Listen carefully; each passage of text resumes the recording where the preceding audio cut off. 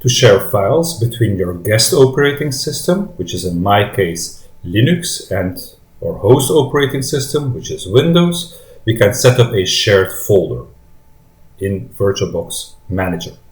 For this, we open our File Explorer, we choose a location, and we create a new directory.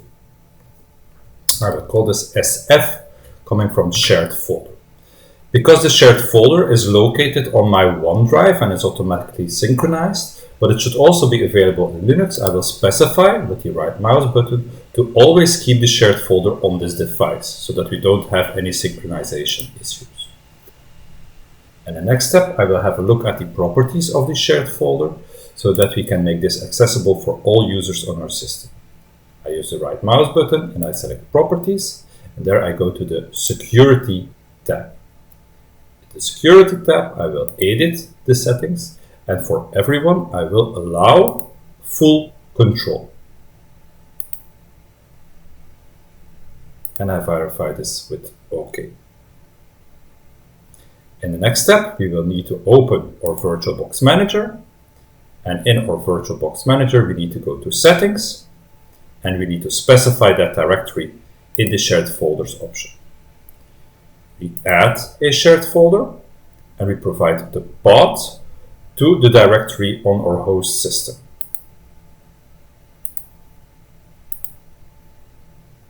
I select the directory of the shared folder, and I submit my answer. In the next step, I select Auto Mount so that automatically this shared folder will be mounted on our Linux system.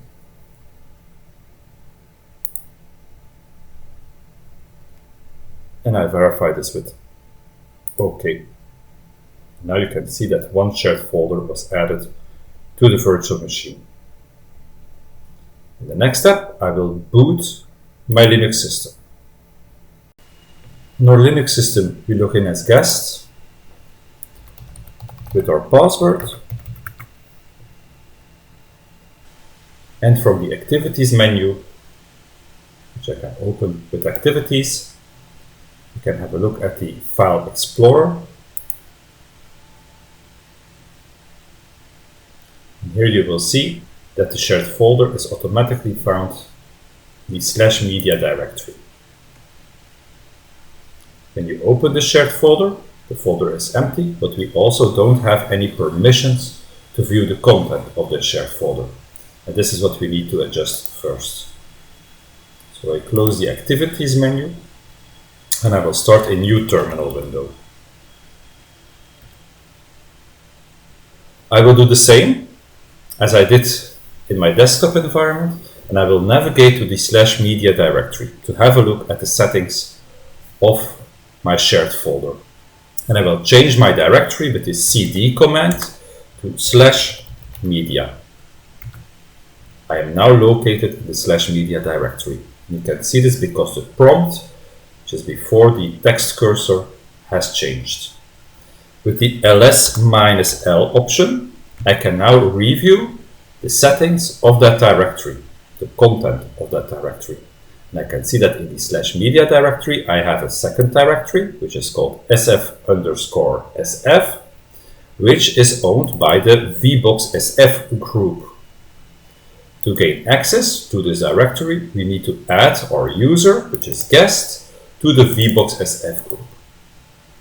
To add the user to the VBox SF group, again we use sudo to have super user privileges. We use the supermod command, -a, -G, VBox SF, which is the name of the group we would like to add us to, and then we add the name of the user to add to the group, which is guest. So this command actually tells us to add guest to the VBox SF group. Don't make any typos, especially for the VBox SF needs to be the same as the one that is depicted here, and then we can execute the command with enter. We will need to provide our password, which is in our case West2022. And now our guest will be added to the VBox SF group. At this moment, when we try to enter the shared folder with cd sf_sf, we will still not have access For this to take place, or to let these changes make place, we need to reboot the system again. So I type reboot. After reboot, we log in as guest on our system. And now we will test if we have access to the shared folder. We will open a new terminal window. And in our terminal window, we will again navigate to our shared folder. /media sf_sf. This time we will not get an access denied. I can list the content of this directory with ls, and you can see that this directory is empty. I can do the same on my host system. I can open the directory sf. I can see that this directory is empty. On my Linux system, I will now create a file. I can create an empty file with the command touch. I can call this test.txt. So I add the .txt extension myself. When I create the file, I can check if the file is created with ls. And indeed, I can see a file test.txt is created. I can also check this on my host system. So on my Windows system, you will see that file test, which is a text file, is now created. I go back to my Linux system. On my Linux system, we can view the content of the test.txt files with the cut command. Cut and the name of the file, test.txt. Because the touch command creates an empty file, cut test.txt should be empty. And indeed, no output is returned. On my host system, I will open the file. And I will add some input. Input. Enter. And I will save the file. File. Save. And I close the file. Now this test file has some content. Back on my Linux system, I can now perform the same command again. Test.txt was changed on my host system, so now cut should provide us with a different output. To repeat the previous command, I can type the command again, of course, but I can also use the arrow keys on my keyboard. If I go one arrow up, cut test.txt is repeated. I press enter to execute this, and indeed, the text that I added is now available in my terminal. Also on Linux, I can change the content of that file. What I can do is I can have a command, let's say the date command. And the date command provides me with some output.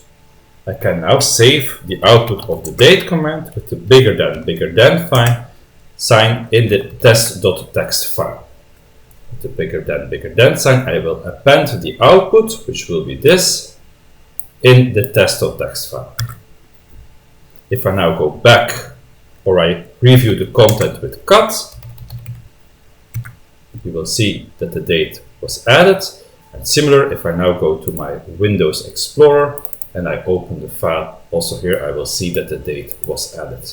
So this means that we can change these files in two directions, both on the host and on the guest system, and we have an up and running shared folder.